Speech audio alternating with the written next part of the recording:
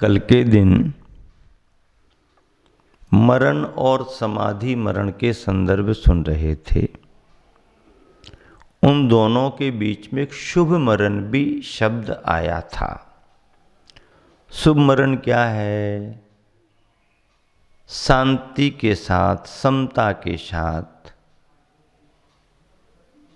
जो मरण होता है उसे शुभ मरण कहते हैं।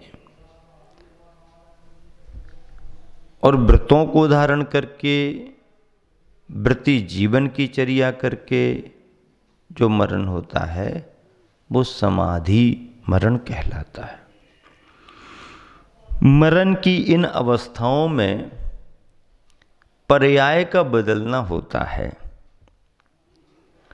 और पर्याय के बदलने को लेकर के जो भी बात आती है उसे केवल इन शब्दों में व्याख्यात किया जा सकता है कि मरण तो वह है केवल मात्र ड्रेस और एड्रेस को बदलना।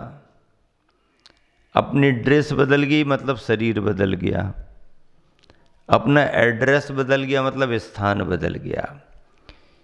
स्थान और शरीर के परिवर्तन को ही मरण कह दिया गया है। यथार्थ में जीव का मरण नहीं है, पर्याय का अंत होता है। जीव पर्याय बदलता है, नई नई पर्याय धारण करता जाता है, इसका नाम मरण है। अगला बुध वाक्य है, वह जन्म अच्छा माना गया है जो मरण को जन्म नहीं देता। वह जन्म अच्छा माना गया है जो मरण को जन्म नहीं देता। हाँ, मरण को जन्म नहीं देता मतलब मरण को समाप्त करता है। वह जन्म अच्छा माना गया है जो मरण को जन्म नहीं देता, और वही मरण अच्छा माना गया है, और वही मरण अच्छा माना गया है जो बार बार जन्म को जन्म नहीं देता। तो मरण भी अच्छा माना गया जो बार बार जन्म को जन्म नहीं देता, और वह जन्म भी अच्छा माना गया जो मरण को जन्म नहीं देता। अगला बोधवाक्य, सबसे ज्यादा क्षमता उसी की होती है जो क्षमाशील होता है।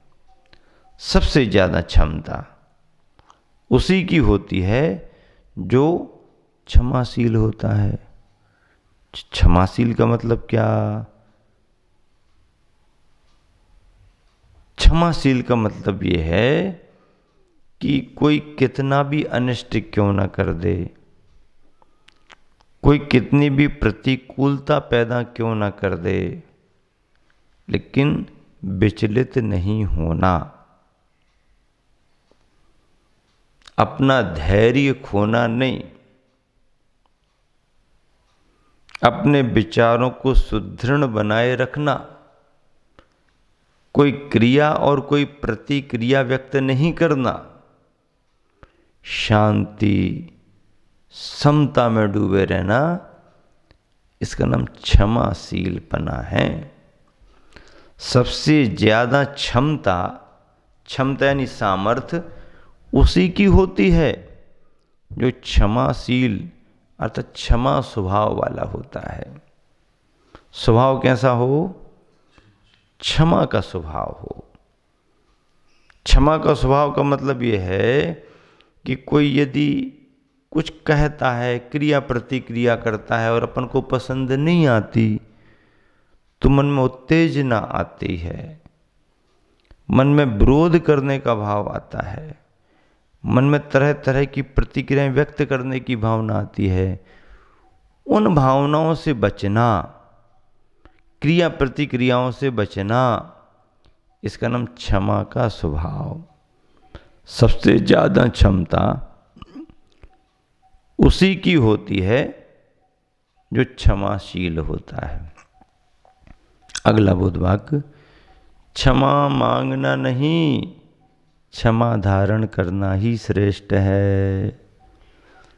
क्षमा मांगते बैठे रहो, कोई कर रहा कि नहीं कर रहा।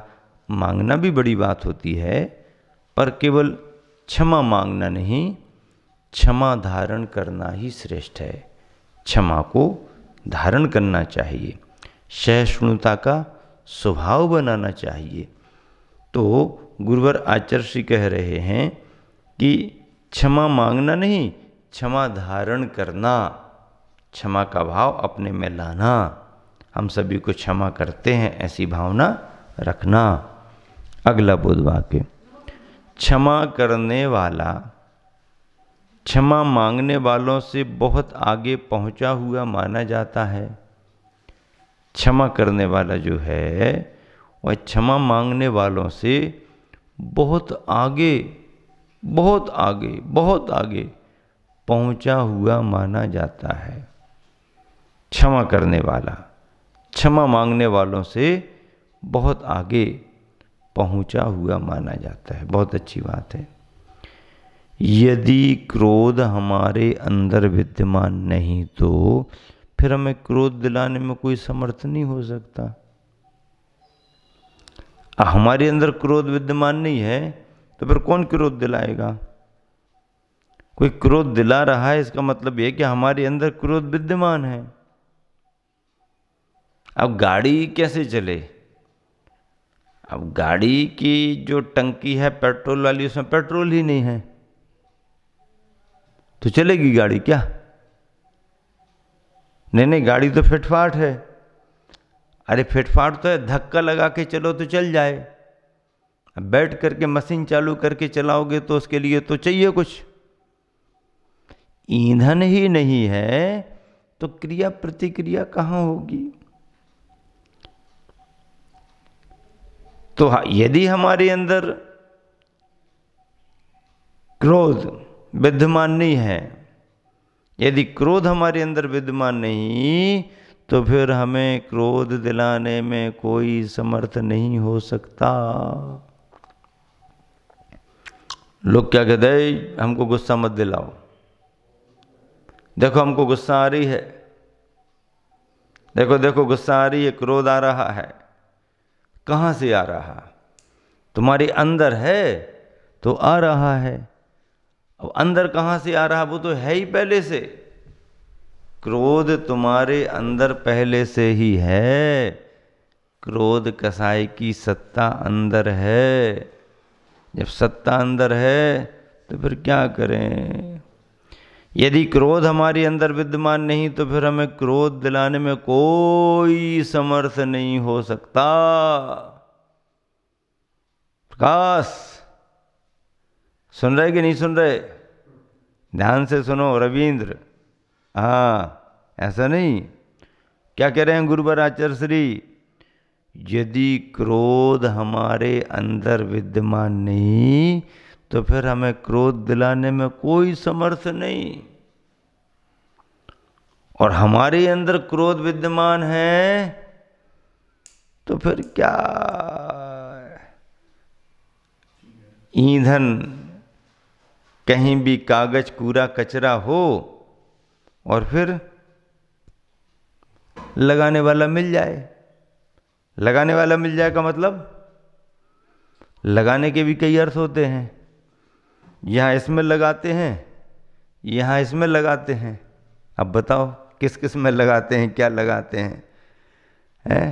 हाँ, ये तो मशीन भी लगाते हैं यहाँ भी लगाते हैं और इसमें भी लगाते हैं, और इतने लगाते भी हैं और इतने भिड़ाते भी हैं। अगला बोध वाक्य है, हम सोचते हैं कि अपने क्रोध के द्वारा हम दूसरों को जला डालेंगे। हाँ, सोचते तो ऐसे ही हैं, लेकिन ध्यान रखना विश्व में कोई भी शक्ति दूसरों को नहीं जला सकती।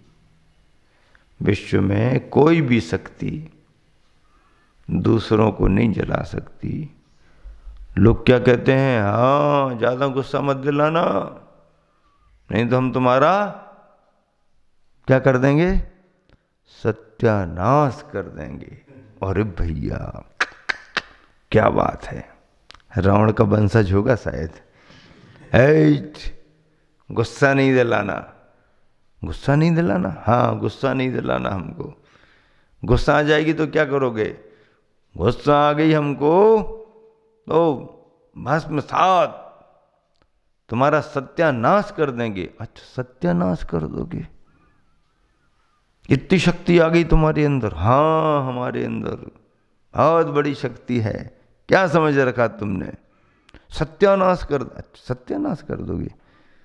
हमारे आचार्य महाराज पूछते हैं, ये बढ़ चढ़ करके तुम जो बातें कर रहे हो उसका अर्थ समझते कि नहीं? सत्यानाश कर देंगे। सत्यानाश तो तुमने कह दिया, सत्तानाश कर देंगे। सत्ता, किसी की सत्ता का कोई विनाश नहीं कर सकता। प्रत्येक द्रव्य की अपनी सत्ता है, उसमें परिवर्तन हो सकता है लेकिन उसका विनाश कभी भी नहीं हो सकता। जब सत्ता का विनाश कोई कर ही नहीं सकता है तो फिर हम अज्ञानता में ऐसे भाव, हम ये कर देंगे वो कर देंगे, अज्ञानता के भाव हैं। क्या सोचता है? हम सोचते हैं कि अपने क्रोध के द्वारा हम दूसरों को जला डालेंगे, लेकिन ध्यान रखना, विश्व में कोई भी शक्ति दूसरों को नहीं जला सकती। दूसरों को नहीं जला सकती, कोई भी शक्ति दूसरों को नहीं जला सकती। प्रत्येक द्रव्य की अपनी सत्ता है, उसका अपना परिणमन है। परिणमन परिवर्तन हो सकता है, एक अवस्था का विनाश हो सकता है, एक अवस्था बदल सकती है, लेकिन पूर्ण रूप से सत्ता का नाश तो कभी होता ही नहीं है। उबलती हुई सामग्री जैसे छूने लायक नहीं रहती। उबलती हुई सामग्री जैसे छूने लायक नहीं रहती, अर्थात अस्पृश्य हो जाती है। ये भैया छुओ नहीं, बहुत गर्म है। उबलती हुई सामग्री जैसे छूने लायक नहीं रहती, अर्थात अस्पृश्य हो जाती है। ठीक इसी तरह क्रोधाग्नि से तप्तायमान व्यक्ति भी अस्पृश्य हो जाता है। छूना नहीं, इसको नहीं तो स्नान करना पड़ेगा। अभी अशुद्धि में चल रहा है। हाँ, विशुद्धि उसकी खत्म हो गई है, अशुद्धि में चल रहा है। सोर सूतक लग गए, उसको छूना नहीं। उसको सोर सूतक वाले को छू लोगे तो तुम्हें स्नान करना पड़ेगा। हाँ, आ गया ना क्रोध, सोर सूतक लग गए उसको। क्या कह रहे गुरुवर? कितना अच्छा उदाहरण दिया। उबलती हुई सामग्री जैसे छूने लायक नहीं रहती, एक तरफ रख दो, दूर रखो, छुओ नहीं उसको, अर्थात अस्पृश्य हो जाती है। ठीक इसी तरह क्रोधाग्नि से तप्तायमान व्यक्ति भी अस्पृश्य हो जाता है। उसमें करंट दौड़ने लगता है, बिजली आ जाती है, करंट दौड़ रहा, और करंट वाले व्यक्ति में आपने हाथ लगा दिया तो आपके अंदर करंट आ जाएगा। हाँ, उससे बचना पड़ता। पुलिस वाले भी बहुत अच्छा काम करते हैं, पुलिस वाले भी अच्छा काम करते हैं। जब लड़ाई की शुरुआत होती है ना तो पुलिस वाले जल्दी नहीं पहुंचते हैं। हाँ, आपने फ़ोन कर दिया, साहब हमारे मोहल्ले में लड़ाई हो गई, साहब जल्दी आ जाओ, ये कर दो वो कर दो, तो कहते हैं कितनी देर पहले शुरू हुई और आपने कह दिया कि अभी शुरू हुई है, तो वो अपना फ़ोन रख देते हैं कि अभी तो शुरुआत ही हुई ना।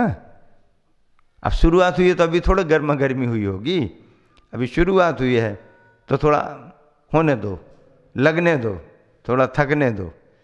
क्योंकि शुरुआत में जाए तो दोनों में ताकत है, तो पुलिस को दोनों तरफ की ताकत से संघर्ष करना पड़ेगा।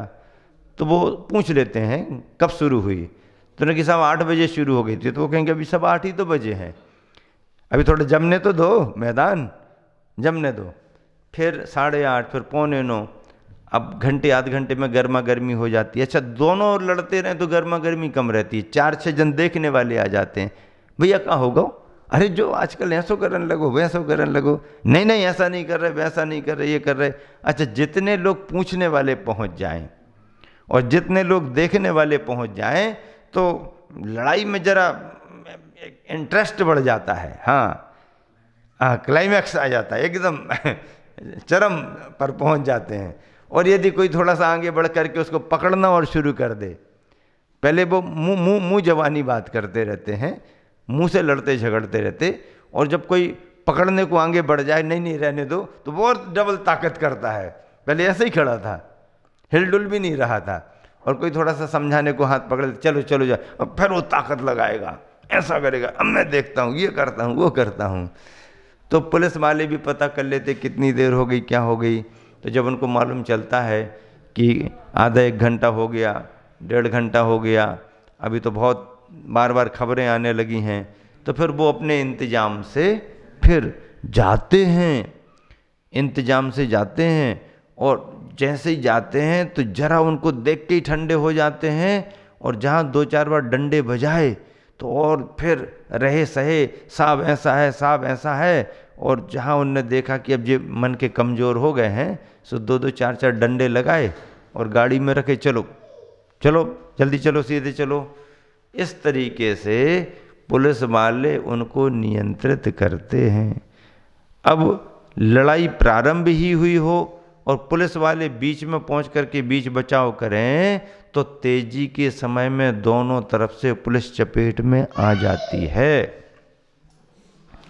इसलिए पुलिस वाले भी अपने विवेक से काम करते हैं। अगला बोध वाक्य है, शारीरिक गुणों का घात करना द्रव्य हिंसा है और आध्यात्मिक जीवन में व्यवधान करना भाव हिंसा है। शारीरिक गुणों का घात करना द्रव्य हिंसा और आध्यात्मिक जीवन में व्यवधान करना भाव हिंसा है।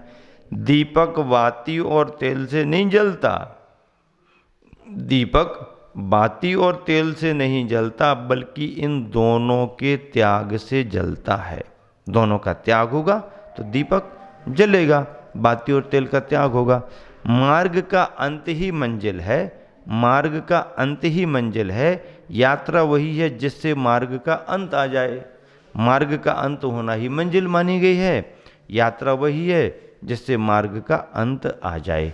अंतिम बोध वाक्य है इस प्रसंग का, यात्रा तो हमेशा एक ही दिशा की ओर हुआ करती है। यात्रा तो हमेशा एक ही दिशा की ओर हुआ करती है। घुमाव और भटकन का नाम यात्रा नहीं है। यात्रा तो एक ही दिशा में हुआ करती है, घुमाव और भटकन का नाम यात्रा नहीं है। दोहा है आज का, रग रग में चिति रस भरा, रग रग में चिति रस भरा, खरा निरायह जीव, तनधारी दुख सहत, सुख तन बिन सिद्ध सदीव।